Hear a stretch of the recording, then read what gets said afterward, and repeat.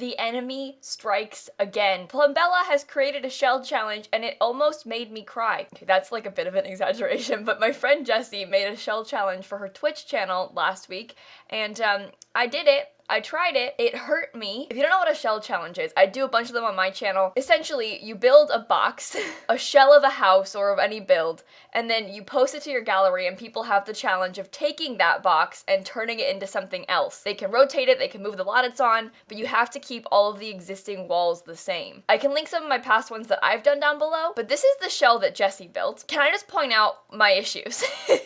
Number one is the fact that this whole wall and this whole wall are basically flat, like just blank, boring walls. It's a weird, skinny box. And then there's this. What is this? Genuinely, what were you thinking? I mean, the inside, there's no walls on the interior, so it's simple there, but it's just a weird, small shaped house, and we have to turn it into something that is not weird and small shaped. I will, of course, link the enemy's Twitch channel and YouTube channel down below. If you guys don't follow Jessie, I know I call her the enemy. She's actually a dear friend of mine, and she is so talented. Her videos are hilarious. Like, you will love her, I swear. So go, subscribe, now. Alright, cool. But let's get started here, because I really tried to make something that looks good, despite the fact that, you know, Jessie is my enemy and everything. I really wanted to make a cool looking build, and so I tried very hard to make the roof interesting, because with a house like this where I was talking about how it has those kind of weird flat walls, I wanted to make it look somewhat interesting, and so I tried to make the roof really cool. I based the whole thing off of that weird, like, octagonal bit. I made it into a tiny balcony, and I literally based the entire roof and the whole house exterior off of that, because I was like, we'll have this little balcony here, we'll make a really cool wraparound porch everywhere else, it's gonna look great, and so the whole thing was based off of that little octagonal roof bit. It became sort of an issue once I got inside, you see, because it was clipping a bunch, so you'll see me trying to, like, struggle and cover it when it was clipping and try and hide all of that, because I put a bed over it, because those roofs, I don't know what it is about the octagonal roof bits, but the round ones, all of them, they clip inside the house all the time. Not with the classic, like, issues with, you know, the thing's not a room so it's clipping in,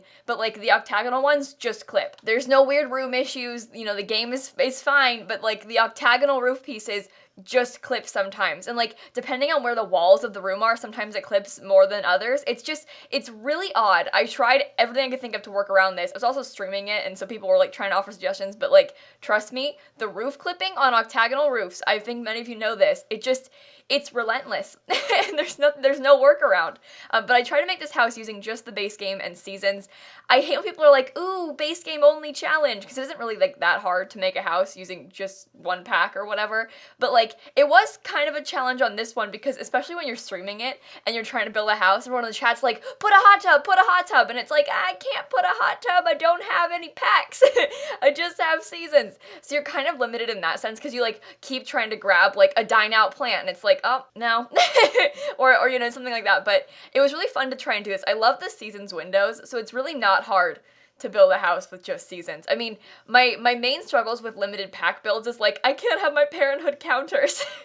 That's, like, the main problem, is my lack of parenthood counters when I do builds with no packs, but it's okay. We still had our beautiful seasons windows. I think the staircase was the hardest part for me in this build, because the staircase kind of defines the whole floor plan for everything else, and so trying to figure out where to put it and, like, how we could make it work was very difficult for me, but I think I figured out a very good spot. It kind of splits the floor plan up, so we have a little half bathroom downstairs. It's also got 2 bedrooms upstairs and a full bath upstairs, so it's 1.5 bathroom house. By half, I mean, like, it just has a toilet and a sink, so not a shower. A powder room, some might call it.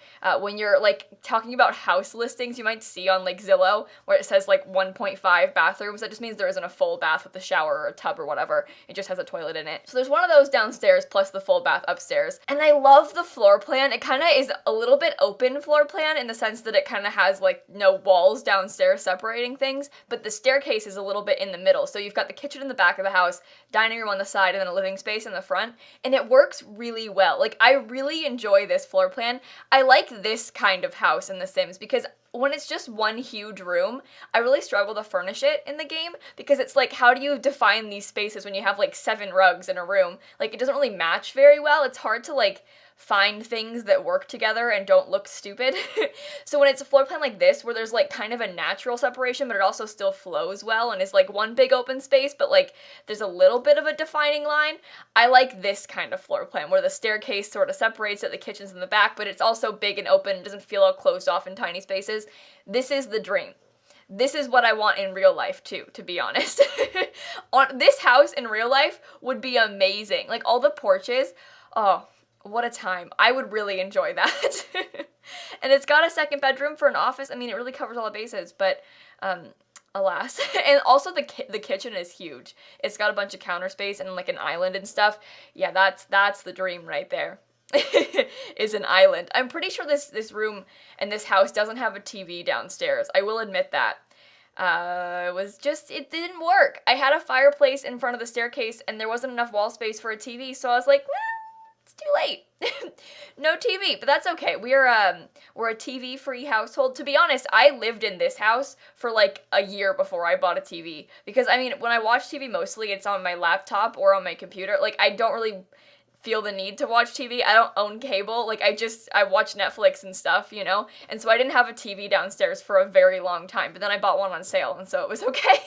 But I had like a smart TV, you know, that you can put Netflix on. It's like got Roku built into it. So I feel like when you say smart TV, it sounds like it's like really expensive, but like every TV these days has like smart capabilities, you know? It's not like that big of a deal anymore. But when you're like, oh, I've got a smart TV. Oh boy. It sounds so fancy. Oh god, speaking of fancy, my friends, I just want to reach out and find out how you're all doing because I know many of us, you know, we're going through it right now.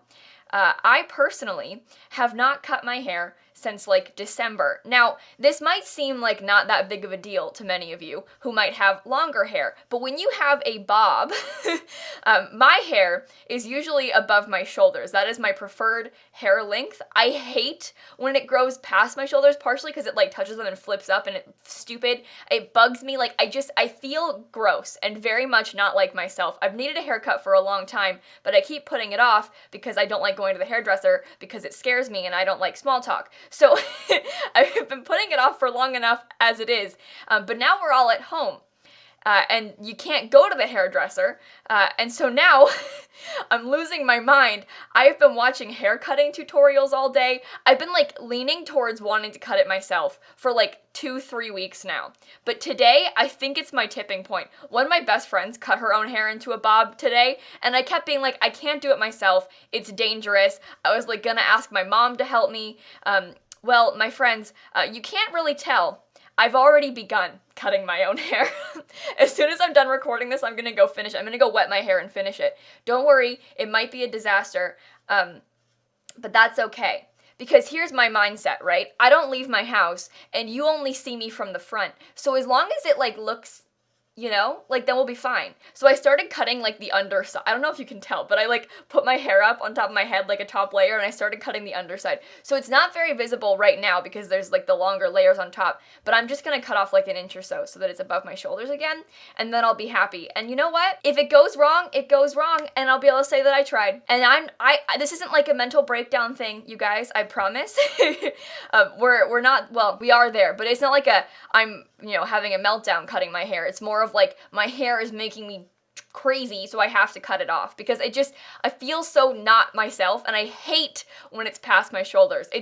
I think many of you who like have shorter hair might relate to this. Like it bugs me so much because obviously when you've got shorter hair, it also grows out faster to a point where it's too long. When you've got super long hair, like an inch like that isn't very noticeable, but when your hair is like above your shoulders, there's not much like length that it can grow to where it's like not bad anymore. So I've reached the point now where I need to do something to it, and I think that's okay. I feel very comfortable in my decision. I'm happy with myself. I'm ready. I'm not afraid. I am perfectly fine. But I'm really itching to cut it, so I think I'm gonna try, like I said. Well, I did start, so I have to finish now. Like I said, you can't really tell, but I did start, and now I must finish. And if it goes really wrong, I can ask my mom to help me fix it. She doesn't know what she's doing either. But, it's okay. We're all in this together. I know many of you, you know, you've got your roots growing out, you can't get them fixed. Like, we really are all in this together. Honestly, though, I hate going to the hairdresser. I think that's one of my least favorite things. Like, I think I would like to get my nails done, too. Like, I like pretty nails. I think long nails are scary. I also bite my nails a lot. This is an embarrassing confession, I will admit. But I bite my nails when I get nervous. So I kind of have little icky stubby nails. And I like the idea of having nicer nails as, like, an excuse to not bite them. I know that I'll probably pick them off still because I'm really bad. I pick at the skin on my fingers. I know this is embarrassing. But like, you guys, I pick at the skin on my fingers. I bite my nails. Like, I get nervous and I fiddle with my hands a lot. And so it's probably maybe a waste of money. But I think that if I like spent the money to get my nails nice, I would feel more inclined to not mess with them. And I think that could help me do a little habit breaker here. But the idea of going to a nail salon causes me a lot of stress. I'm like, I don't really want to deal with having to go and like deal with the upkeep, and like, I don't want to spend the money, and like, I don't want to have to like talk to someone while they do my nails. This is a dumb excuse, but like, same thing with getting your hair done. I like how it feels when your hair is freshly done, but the actual process of getting your hair done is really stressful for me. Like, I don't want to go there and talk to someone, and like, the lady who does my hair also does my mom's hair, so she also like knows a lot of things about me that I haven't told her because my mom like talks about me to her, so she'll like ask me for updates. Like, when I saw her last, she was like, "Hey Kayla, how's your boyfriend?" And I was like, "I didn't tell you about that." And she was like, "When's he going home?" And I was like, "I didn't tell you about that," because my boyfriend lives in England, so he was visiting for like a couple months straight a few months ago, and so she was asking me about it, and I was like, "I didn't tell you about that." And it's like not a big deal, but it kind of catches you off guard, you know, when like someone knows something about you that you haven't told them yet. It's like, what else do you know? What other questions are in store here? Anyway, it's not a big deal, but I feel like we've all been there with that kind of thing where it's like a family friend and they're asking you things and you're like, "Whoa, grandma's cousin, I don't know you. I appreciate you, but like, whoa." There were so many times when I was a child, like my grandparents, they have a condo in Naples and they spend most of their time there, you know, snowbirds and whatnot. And so like a lot of old people live in this building, and there are people that have known me since I was a baby, but like, I don't know you, no offense. I mean, but like, I would go there like a couple times a year maybe, and then see them, and they'd be like, "Oh, Kayla, I haven't seen you since you were like 3. And it's like, hello? And they like come up to you and they want to hug you and stuff, and it's like, hello? Nice to meet you, sir, I guess. But obviously, like, they know me and know my family, but I don't know you. And, like, you know, I'm gonna be nice to you, but I'm still a little bit like, I don't recognize you, I don't know your name, I don't know anything about you. You're being very friendly, but, like, I don't know, but it's one of those things.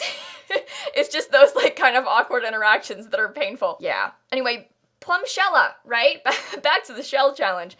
I liked her hashtag for this a lot. She used hashtag Plumbella on the gallery. Her name is Plumbella on YouTube and Twitch, so it kind of works out. But like I said, I'm gonna link her channel down below. You guys, if you don't follow her, Jessie is so funny, and honestly one of my dearest friends. I met her for the first time like a year ago in person. I've known her on the internet for a while, but I met her in person for the first time at EA Play last year, and we like really hit it off, I would like to say, at least.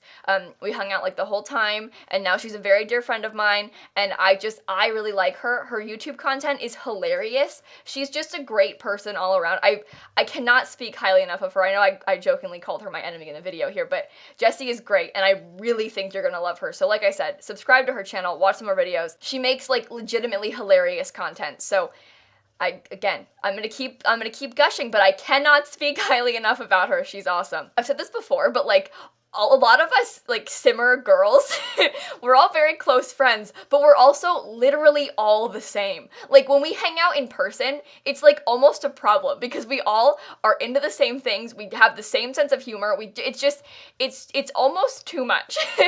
So we all get along very well, but it's really funny, because we are all so similar. I mean, it makes sense, right? We all have this, like, kind of niche interest of, making Sims YouTube videos, right? But, like, I think it's kind of funny how similar we all are and how well we get along. So honestly, follow all the Simmer ladies and the Simmer everyone else. Follow all the Simmers.